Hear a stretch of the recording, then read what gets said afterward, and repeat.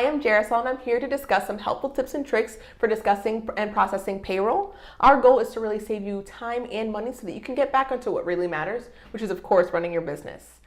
Today, I'm here with Randy, and he is our resident payroll expert. And today, we want to discuss time and attendance. Okay, so Randy, just to get us a little bit started, I know that we had had this conversation earlier, but I didn't realize there was such a risk when clocking in and out. There is. Some of the pitfalls that you run into with time and attendance systems is employees that do not clock in when they arrive at work and do not clock out when they leave the job. Those types of situations can create problems for the payroll processing people because we don't know what hours they actually worked. Now walk me through that, because I have been an hourly employee. I have definitely made the mistake a time or two of forgetting to clock out, and I truthfully have been reprimanded for it, but I obviously didn't understand what the ramifications are. What does that look like on the back end, if you will? Well, generally the safeguard is that there's some supervisory level review where somebody goes in and corrects people's time clocks or their punches. You'll see reports sometimes, missed punches, called missed punches. Well, that's where somebody's going in and reviewing the time and actually making the needed corrections to ensure that the employee's paid correctly and on time. So there are several ways to avoid this getting out of hand, meaning perhaps money given out or something like that. Yeah, well, unfortunately, I think you kind of hit the nail on the head. The situation is that if you overpay these employees, then you go into a recovery type process. That's an overpayment type process. Okay. And so what examples have you seen that have been implemented to avoid an overpayment situation? Well, probably the best approach to that is somebody actually reviewing the time. Even if there's a supervisor whose normal responsibility is to go in and review the time, if that person's not going to be in the office, you can relegate that responsibility to somebody else in the office. Okay. Or like their supervisor or the owner or something of that nature. But it's very wise to go in and actually review time before it's ever submitted to the actual payroll system for processing. Okay, and that makes sense. Okay, so in this scenario that we've built, what happens if it is too little too late? If you realize after the fact, first of all, who realizes it? How does that what's that process look like? Well, in the payroll process, most of the time they're going to institute some internal controls that are designed to catch instances like that. You might run an audit where you're looking at anybody that has an excess of 40 hours in a week so that you can review overtime to make sure that the amount that you're looking at looks reasonable. If you saw 40 hours of overtime in a 40-hour week, obviously that's going to raise some eyebrows. So somebody's going to be looking at that. But you should run audits, and you should actually look at it from a reasonableness testing perspective to try to correct any mistakes on the front end. You really would rather take care of it on the front end than you ever want to take care of it on the back end. Like I said, the back end is that overpayment recovery process.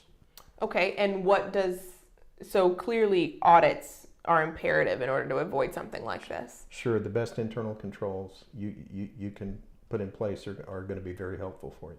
And so, again, if we've gone too far, if an overpayment has been made, what does it look like to recover? Is there a recovery? Sure, there is.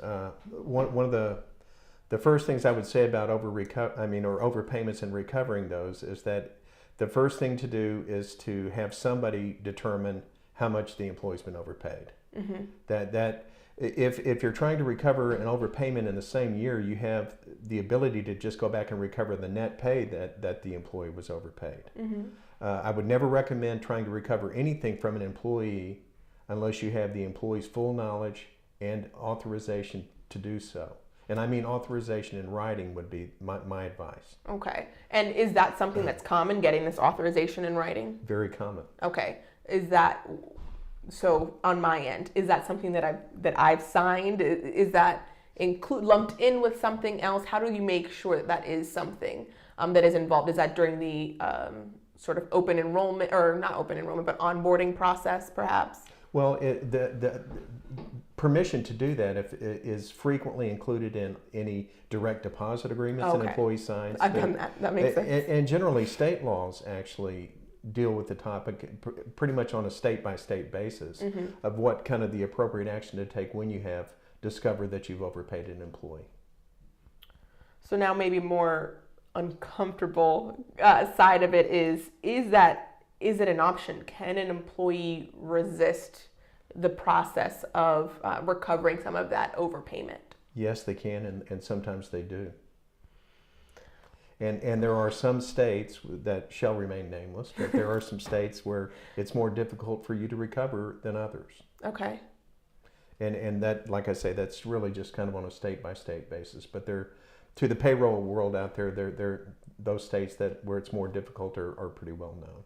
So what would be your advice for an employer in one of those states or in any state in terms of approaching their overpayment or recovery of overpayment? I mean, if the employee isn't interested in cooperation, sometimes a situation like that could segue into something you might be talking about.